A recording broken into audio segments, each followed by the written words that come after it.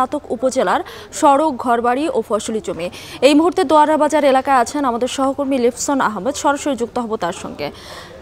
লিপসন, নিশ্চয়ই শুনতে পাচ্ছেন, সুনামগঞ্জে কয়টি এলাকা প্লাবিত হয়েছে এবং যারা সুরমা নদীতে ডুবে গিয়েছিল বলে আমরা জানতে পেরেছি, তাদের কোনো খোঁজ পাওয়া গেছে কিনা?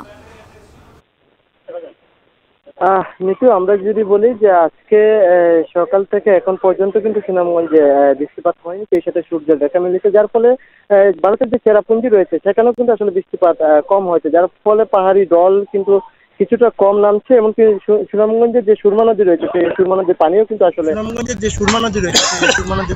আসলে ইতিমধ্যে কিছুটা কমেছে। বিশেষ করে যদি বলি, আমরা সকালে জানিয়েছিলাম সুরমা নদীর পানি বিপদের 32 সেন্টিমিটার উপর দিয়ে প্রবাহিত হচ্ছে, এখন কিন্তু সেটি প্রায় 24 সেন্টিমিটার উপর দিয়ে প্রবাহিত হচ্ছে। পাশাপাশি আরেকটি বিষয় জানিয়ে রাখি, ইতিমধ্যে কিন্তু তাইপুর, দরাবাজার, মধ্যনগর, চাতক এইসব এলাকার যে নিম্নাঞ্চল রয়েছে সেই নিম্নাঞ্চল কিন্তু প্লাবিত হচ্ছিল, তবে পানি এখন কিছুটা কমেছে। বিশেষ করে আমরা যদি বলি, আজকে সকালে দরাবাজারের যে আজমপুর এলাকার আশ্রম প্রকল্প থেকে কিন্তু 7 জন মানুষ ছোট একটি নৌকা করে কিন্তু দরাবাজার ধরে যাওয়ার চেষ্টা করেছিল। তো ঠিক তখনই কিন্তু যখনই ছোট এই নৌকাটি সুরমা নদীর ঠিক মাঝখানে যায়, সেখানে কিন্তু আসলে পাহাড়ি যে ঢলের যে স্রোত, সেই স্রোতে কিন্তু আসলে নৌকাটি তলিয়ে যায়। এতে কিন্তু 4 জনকে স্থানীয় তাৎক্ষণিক উদ্ধার পারলেও কিন্তু 3 জন নিখোঁজ রয়েছে। তবে এখানকার যে পুলিশ একটি টিম কিন্তু তাদের উদ্ধার অভিযানের চেষ্টা চালাচ্ছেন। প্রায় 4 ঘন্টা হয়ে গেছে, তাদের কিন্তু এখন তারা উদ্ধার করতে পারেনি। পাশাপাশি পানি বোর্ড যেটি বলেছে যে যেহেতু সুনামগঞ্জে সূর্য দেখা মিলেছে,